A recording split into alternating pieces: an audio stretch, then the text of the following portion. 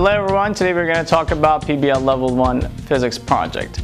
And our topic is how to find index of refraction of a material. In early 1840s, Daniel Colladon was able to figure out that you can actually guide the light. Before that, they didn't know that you can actually bend the light or you can guide the light. Today we're going to see how you can actually guide the light and how you can find the index of refraction of a material by using this phenomenon. Until the first discovery, it was known that light is going in a straight line, but after a while they have seen that if you have a different medium, if you have a different material, actually light can bend. It doesn't go straight, and after a while they also figure that it doesn't just bend, actually it can change direction, and you can actually guide the direction of the light by moving the material. And there is a way that light is not going to be able to escape from the material that you want. And by this method, you can take the light wherever you want within the material. How can you bend the light? That depends on the material that you're using, and one property of the material, that's the index of refraction of the material. And how can we find the index of refraction of the material? Today we're going to show you how to do that, and we're going to need only 3 materials for this. And first one is going to be basic optic light source from Pasco, basic ray table, and a transparent material. And it's important that one side is straight and the other side is curved. Alright, this is our simple light source from Pasco. First we're going to plug that in. So there's a light inside, and that's going to turn on. And we're going to use this side of our light source. There are a couple of options that you can use as a light source. There are like 3 rays and white rays. There are like 5 of them. 3 different colors. And the last one is single ray, and that's what we're going to use for our experiment. This is our basic optic ray table, and over here you can see the normal line, and you can see where we're going to put the material, and you can see the angles in both sides. And what we're going to do is we're going to align this right in front of our light source, and we make sure that it is going to be straight along the normal line. And lastly, we're going to place our material into the shaded area and make sure that it's going to fit in perfectly and the light is hitting right in the center. How are we going to conduct our experiment? This is our setup on the board right now, and what we're going to have, you're going to have a light ray that has come in and it's going to hit to the center, and first it's moving through the air and it's going to have some angle. We're going to change the angle, and then it is going to refract on the other material, and it's going to come closer to the normal, since that has higher index of refraction than the air. It's going to come closer and it's going to have a new angle.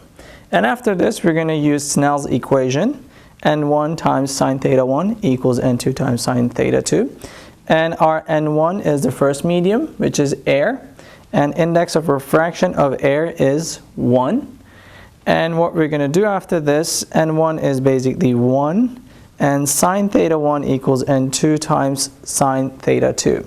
And we are trying to find index of refraction of our material, which is n2. So we're going to isolate this, and once we isolate it, we have the equation of sine theta 1 divided by sine theta 2.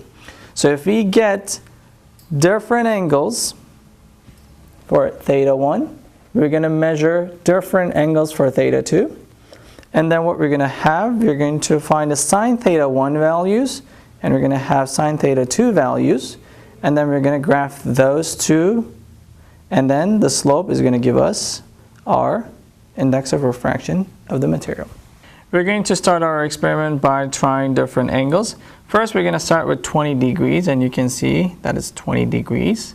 And it's going to hit to the center and it's very important that it hits to the center, and it's making 20 degrees with the normal line.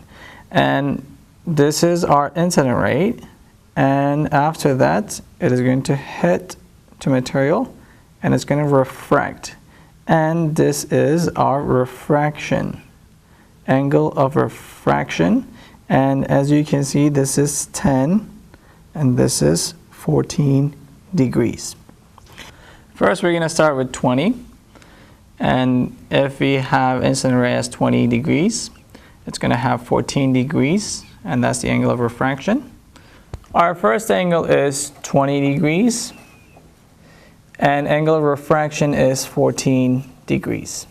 And we're going to try this for 30 degrees, 40 degrees, 50 degrees, and 60 degrees. And then we're going to measure the angle of refraction, and after we calculate those, we're going to find sine values of this thetas and sine values of those thetas. And now we're going to make it 30 degrees, and that is theta 1. Our angle of refraction is 19 and 20, and our next one is going to be 40 degrees. And if we have 40 degrees, angle of refraction is going to be 25. And next one is 50 degrees. That is 30 degrees. You always measure the distance from the normal line. It's 60 degrees. And if it comes with 60, it's going to refract with 35 degrees. And now we're done with our datas. And then we're going to put them on our table. Now we're going to place our refraction, angle of refraction on our data table, and that was 20 degrees, 25 degrees, 30 degrees, and 35 degrees. Now we need to calculate sine of the first angle, and that's going to be sine 20. And you can calculate them with your calculator, and that is sine theta, and that's going to be sine 14. And we need to calculate them all. So sine 30, sine 40, sine 50, sine 60, and we're going to have sine 20, sine 25, sine 30, and sine 35. And if you calculate those with your calculator, you're able to fill in this table. And what we're going to need sine theta 1 values and sine theta 2 values. And these are all numbers. After we get all of the sine theta 1 and sine theta 2 values for them, we're going to have the graph of sine theta 1 to sine theta 2 graph.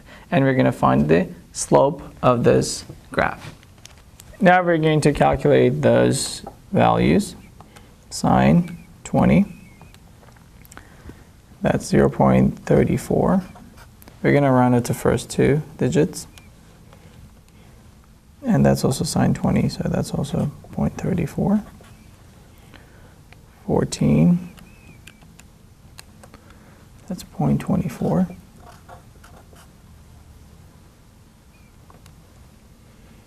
30 is 0.5. That is also 0.5. Sine 40,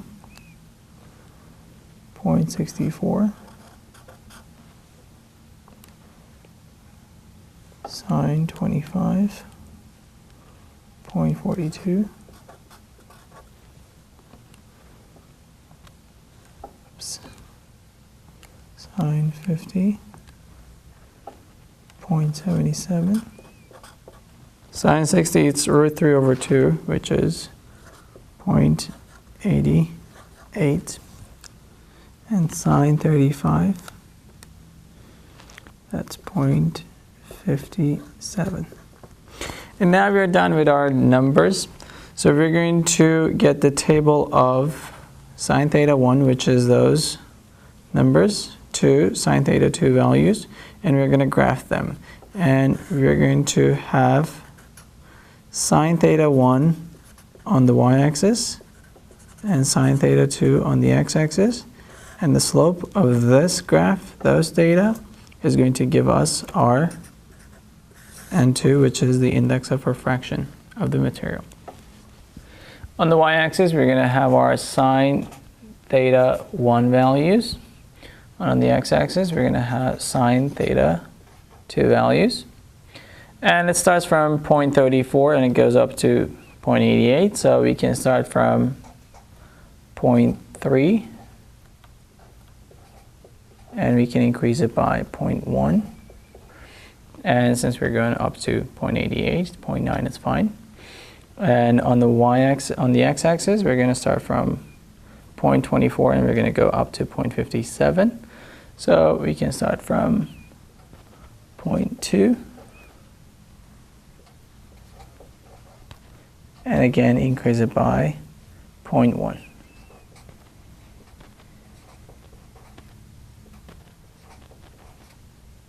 And since we go up to 0.57, those data values are going to be enough for us. And now we need to put our points on our graph, 0.34, 0.24. So that is going to be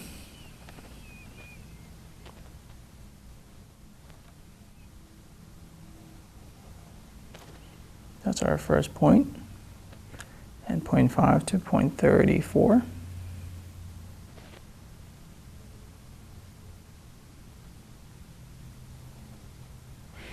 All right, these are our data points, and now we need to draw the best fit line.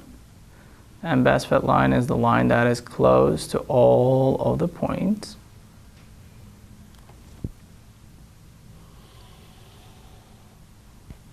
And that's our best fit line.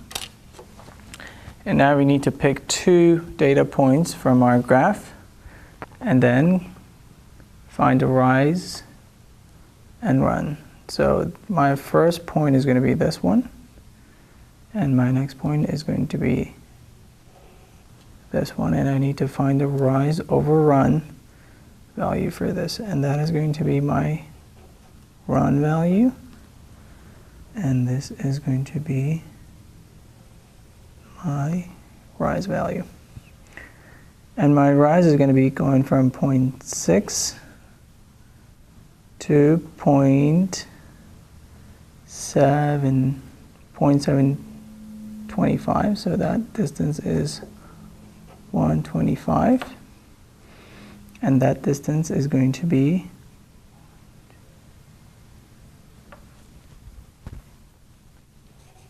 0.75. And my N2 in this case is rise over run, which is 125 divided by 0.75. And this value is going to be equal to